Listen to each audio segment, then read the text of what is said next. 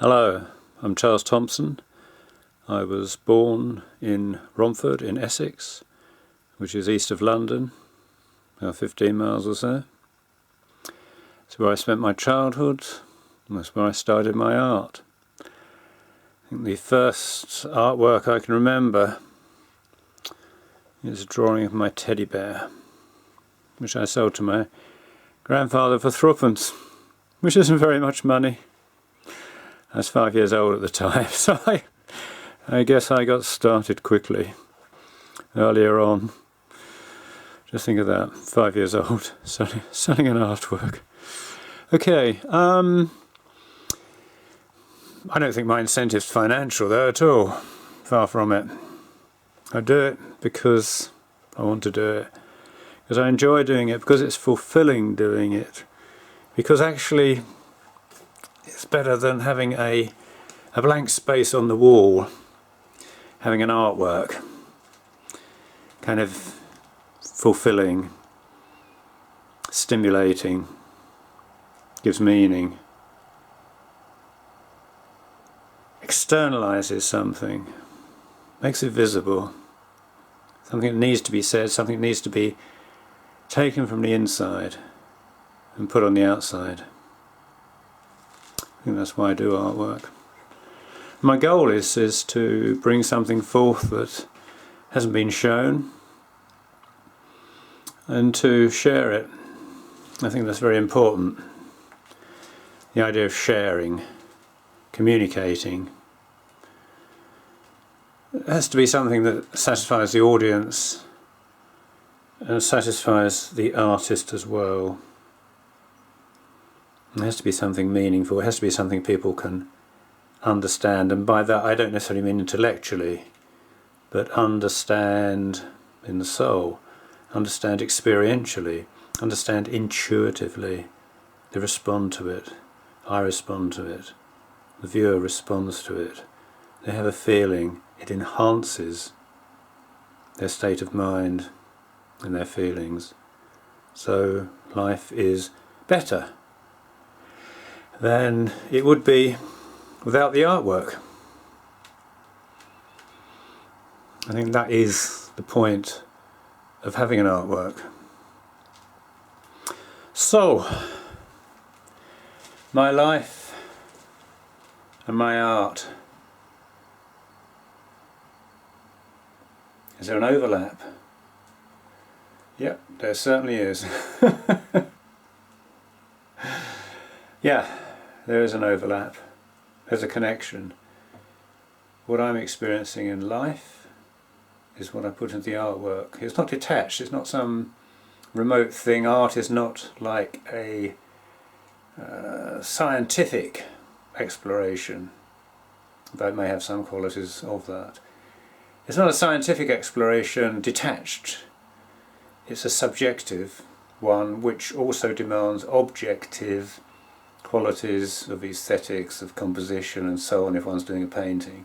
It requires you to know the craft. There's an objective side, but the subjective is what informs it. The subjective is what makes it really happen properly.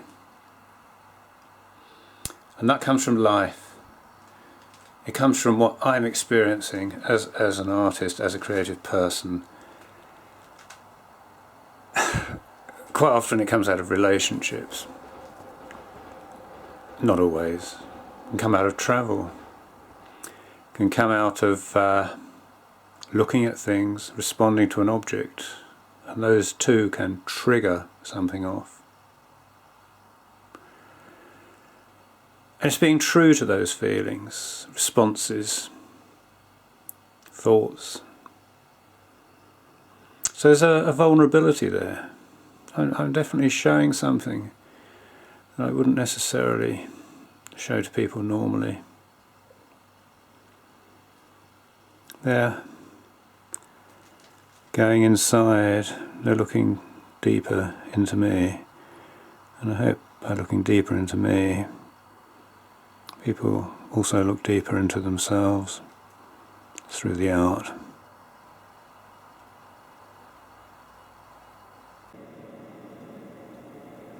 Stuckism. When did I join Stuckism? 1999. Has the idea for Stuckism in the first place. Sitting in my my bedroom, propped up in bed in West Finchley in North London. I've been trying to found an art group, and I couldn't think of a name for it. Various names, and I got talking to Billy Childish, whom I hadn't seen for quite a while. We found we'd got ideas in common. He was reading me this poem he'd written about Tracy Emin insulting him and saying his art was stuck. And that gave me the idea for the group. As Impressionism was an insult from impression plus an ism, Fauvism was an insult from fauve plus an ism, Cubism was an insult from cube plus an ism, and I thought stuck plus an ism could be Stuckism. I kind of knew that was the name that was the right one, and asked Billy if he wanted to co-found a group with me, and he said he did. So that's how it happened. What's the meaning of Stuckism? I just felt that there was something lacking in the art world at that time, in 1999. There were kind of two extremes. There was the old guard into traditional art, craft. They're not terribly exciting. There's a lot of the subject matter was defined and the ideas were repeated from previously. Then there was the new guard, the radical conceptual artists who were kind of brimming over with ideas, but a lot of it didn't communicate very well, and I found the forms, the mediums that were used were unappealing and off-putting rather than engaging. Oh, for example, a tent such as you'd find in a camping shop, or a shark such as you'd find in a natural history museum. So the idea of Stuckism really was to fuse the two, take the best from both of them.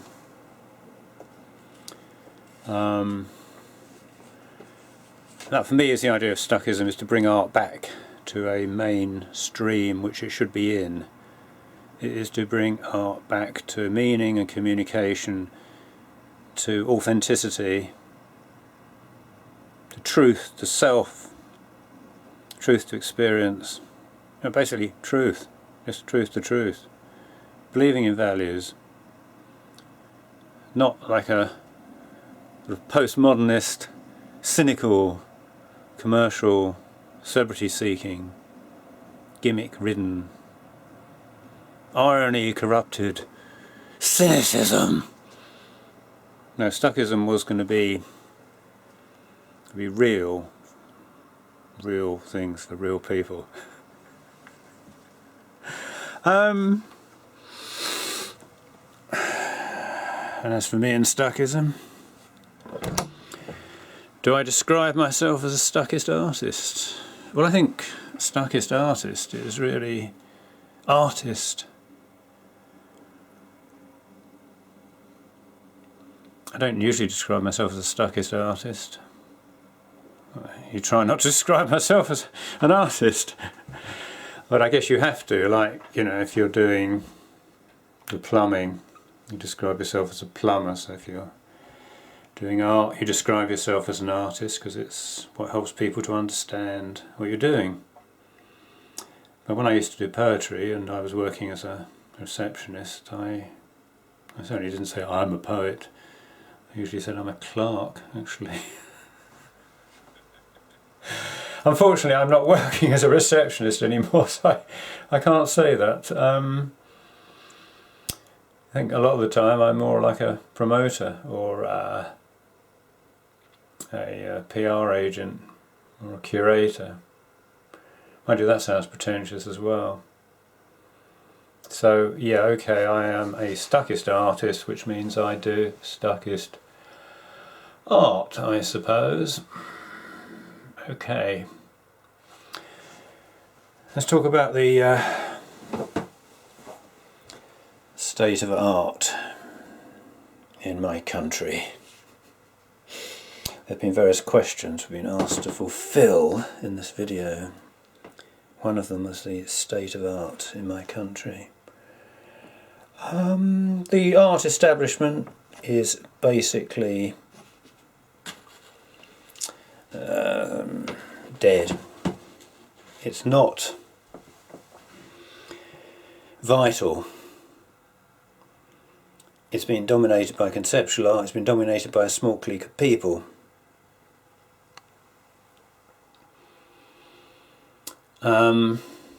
There's a lot of artists that don't subscribe to that don't benefit from it. But they don't tend to have the power to do much about it.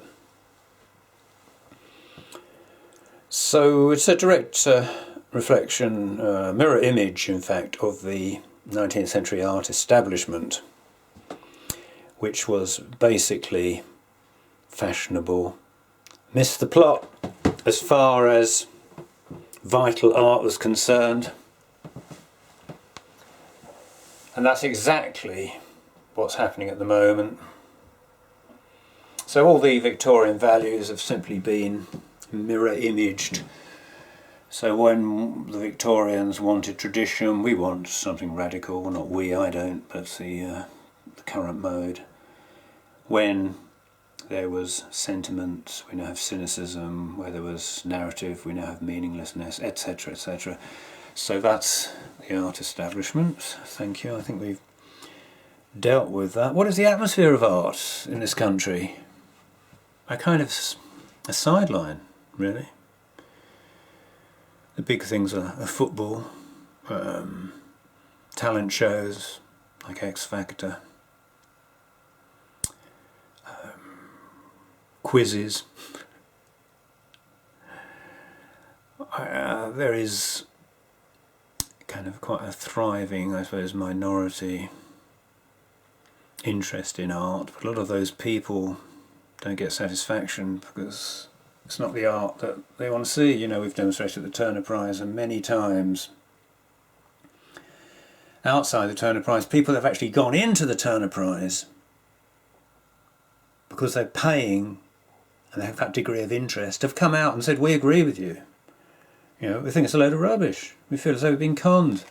So that's really not a particularly brilliant situation, despite the fact that the director of the Dey Gallery, Sir Nicholas Sirota, keeps on saying how much interest there is in new media. I don't buy it. I don't believe it. Okay, let's talk about problems in my art, my life. Actually, I can't really complain. We live in a country with a lot of freedom in England.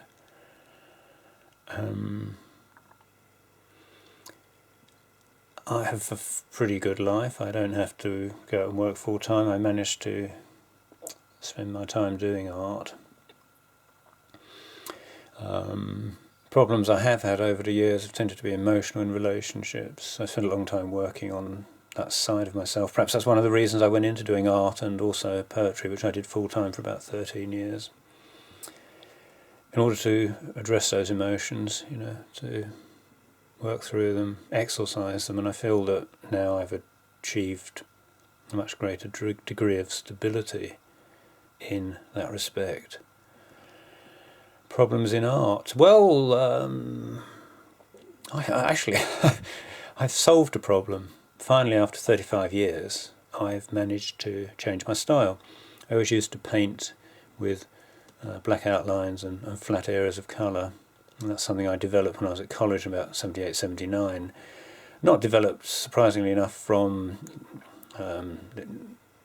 Lichtenstein and Patrick Colefield, but actually from German Expressionism, Kirchner, from Van Gogh, and Cloisonnism, which was a technique in the 19th century to outline work and put flattish colours in. always wanted something mechanical. Sorry, Freudian slip. Maybe I did, but actually what I thought I wanted was something organic, and I found that work by pop artists, for example, using black lines was mechanical. I want something organic, something expressive. And it was very expressive for me. I mean, I was putting on flat colours. In fact, I used very expressive brushwork, but you couldn't see it because there was a flat of the same colour, red or blue or whatever it was, so it didn't look like expressive brushwork. And I'd mix up loads and loads of colours. Sometimes I had spent an hour mixing through different colours before I got the right one to put on the canvas. And I was seeing all these wonderful colours, but they all disappeared and had to come down to an essence of the one colour that counted. Well, finally this year, 2013, I had had enough of that. I wanted to change. I felt that my art was missing something, and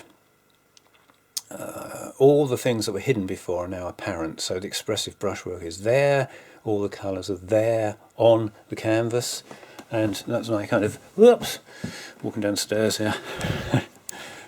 Stairs. We'll be going. There we are, you can see on the wall there. That's one of the new works that I've been up to this year.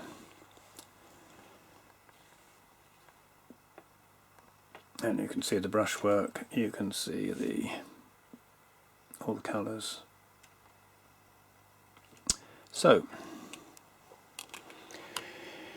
not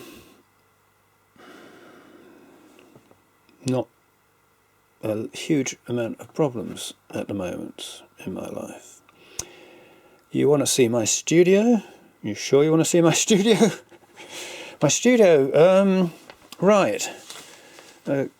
Let's take a walk, shall we, into the kitchen. Sorry, the studio.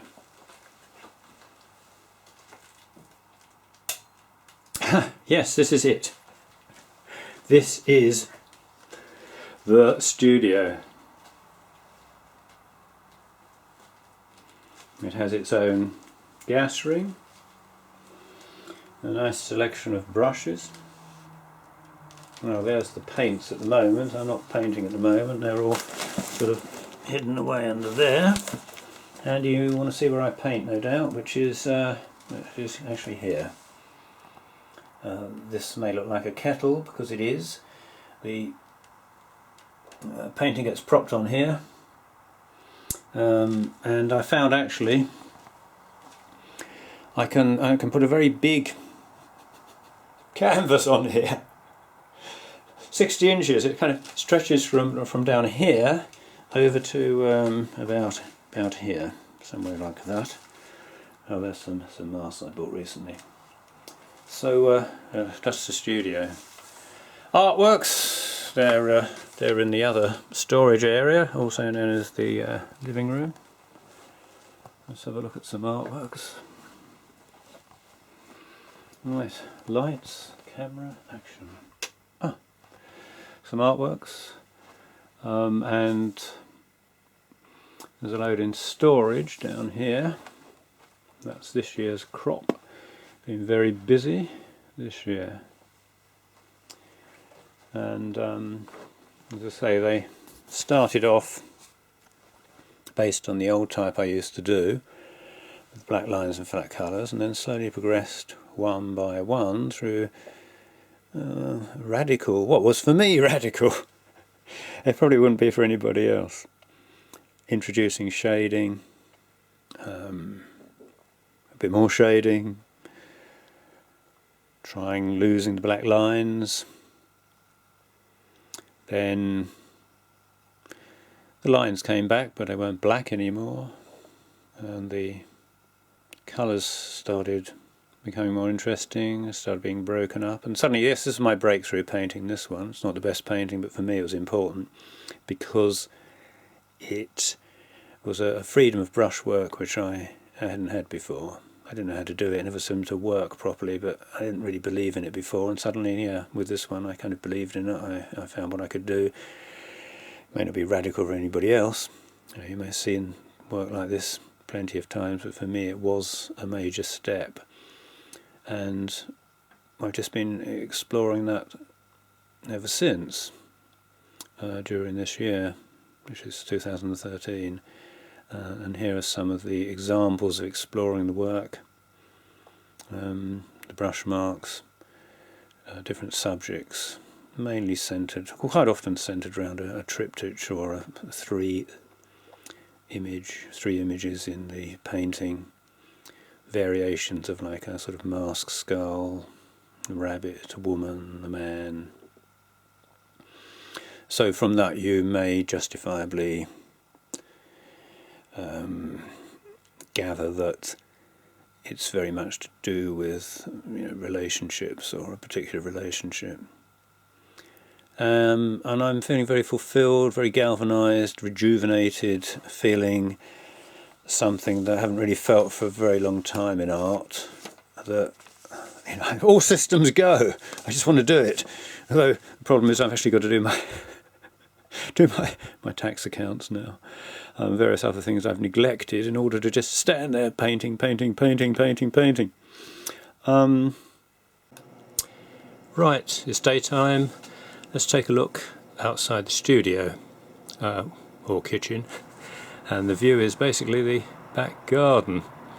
There's some steps I'm very fond of, and in the background there's some giant trees which I'm also very fond of. I'm quite fond of the tube actually, which runs in the distance. I think you can just see one going by at the moment. Get used to it, don't even hear it most of the time. There's the fence that a cat jumps over, and it goes into the kitchen and runs around. Princess quietness. And there's the round table, which is featured in some paintings. It was also in the Stuckists International Gallery when I had that in Shoreditch. Here's my bench. Do take a seat. Welcome. Right, let's take a look outside the front of the house.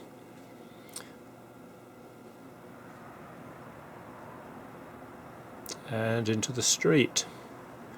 There's no houses in front, there's just bushes, and actually behind that's the North Circular, which you can probably hear. There's rather a lovely field, and visitors come and go. This is Manor Cottages Approach in East Finchley. And I walk up here to go to Tesco and the Tube at East Finchley to travel into central London. So this is my house.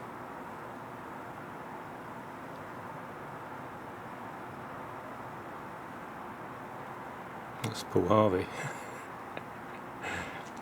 And thank you for joining me.